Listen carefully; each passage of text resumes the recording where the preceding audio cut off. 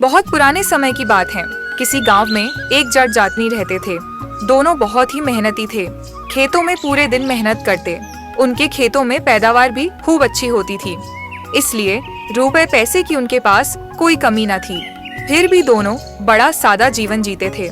ना कोई घमंड, ना किसी से कोई मतलब। इस गांव में एक लालची सेठ भी रहता था, जो बस यही सोचता रहता कि किस तरह धन इकट्ठा किया जाए, किस तरह अपने धन को बढ़ाया जाए। जरूरत पड़ने पर गांव के लोग सेठ से ब्याज पर पैसा लेते थे और सेठ उन पर मोटा ब्याज लगता। एक बार जाट अपने घर के सामने बने चबूतरे पर बैठा हुआ था। उसी समय वह लालची सेठ उसके घर के सामने से गुजरा।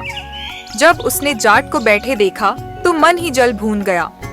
जलने का कारण यह था कि वह उस नगर के राजा के अलावा किसी और को अपने से ऊपर धनवान बनता हुआ नहीं देख सकता था, और जाट उससे कम पैसे वाला नहीं था।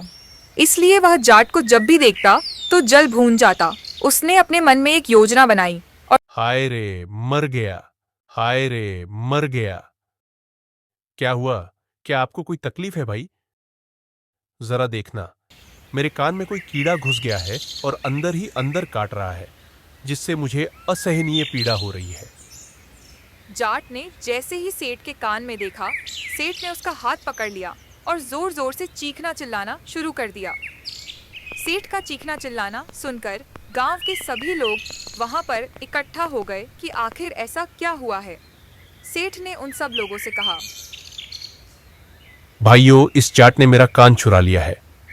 लेकिन सेठ जी, आपका कान तो अपनी जगह पर ही है, चोरी कैसे हो गया?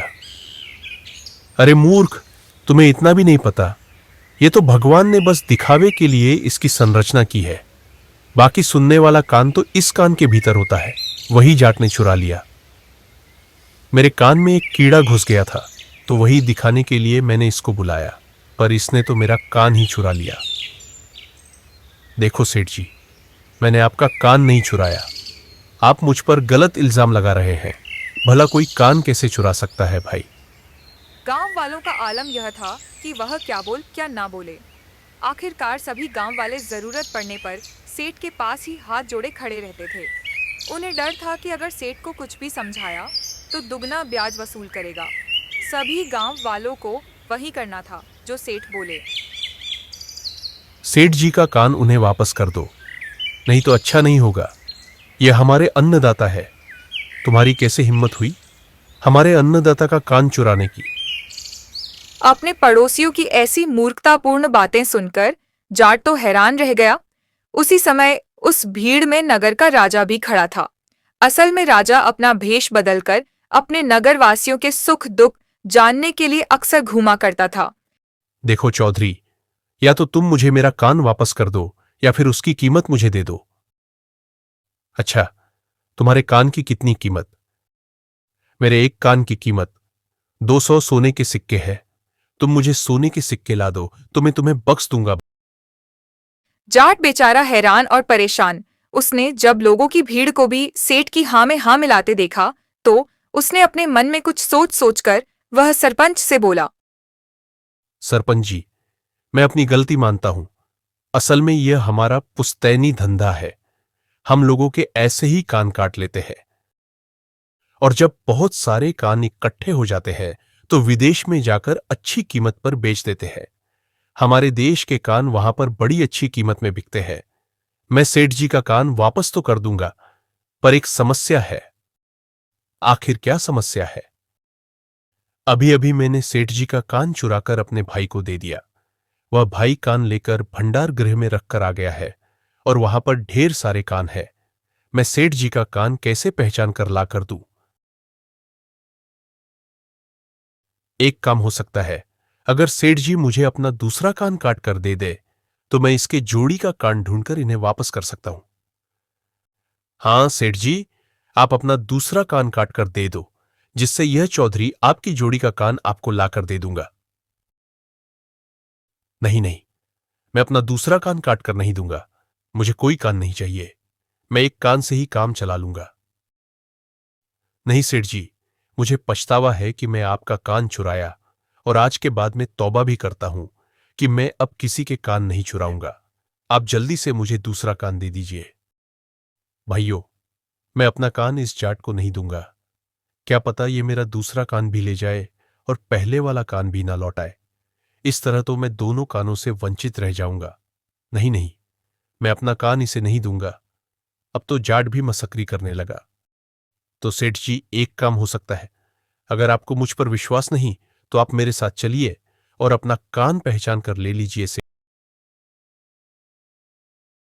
सेठ। या तो अपने मुंह से सारी सच्चाई बता दे, नहीं तो तुझे राज दरबार में घसीट कर ले जाऊंगा। भाइयों, मुझे नहीं पता था कि जाट से पंगा लेना मुझे इतना भारी पड़ेगा। मैं तो बस इसको मजा चखाना चाहता था, क्योंकि मैं इससे चिढ़ता था कि इसके पास मुझसे ज्यादा धन दौलत है। बस यही कारण था जो मैंने इस पर चोरी का झूठा इल्जाम लगाया। अब मैं प्रण लेता हूं कि मैं कभी किसी के साथ ऐसा नहीं करूंगा। और इतना कहकर सेठ वहां से चला गया। राजा सूरजभान जाट की चतुराई से बड़े प्रभावित हुए। उसके बाद राजा अपने महल लौट गए। महल में लौटने के बाद उन्होंने अपने मन में विचार किया। क्यों न एक बार फिर से जाट की परीक्षा ली जाए। यही सोचकर उन्होंने अगले दिन जाट को दरबार में बुलावा भेजा। राजा का आदेश पाकर सैनिक जाट को लेकर दरबार में उपस्थित हुआ। चौधरी, कल हमने सारी घटना अपनी आंखों से देखी है और हम तुम्हारी चतुराई से बहुत प्रभावित हुए हैं। अन्नदाता, ये तो सब भगवान की कृपा है।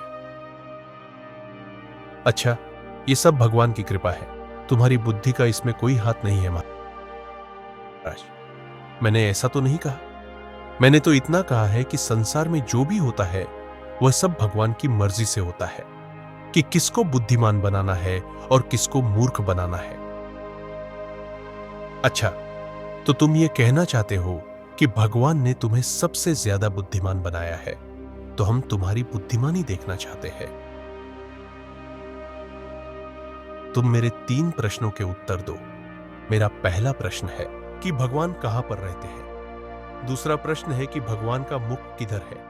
और तीसरा प्रश्न है कि भगवान क्या करते हैं। राजा की ये बात सुनकर जाट तो मौन हो गया।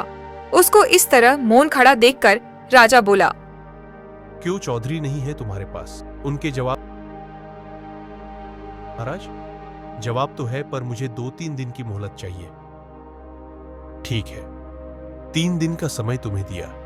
3 दिन में अगर तुमने सही उत्तर नहीं दिया तो तुम्हें आजीवन कारावास में डाल दिया जाएगा।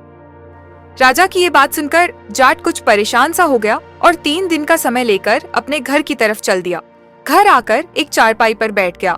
जाटनी ने जब जाट को परेशान देखा तो उसके पास आकर पूछ लिया,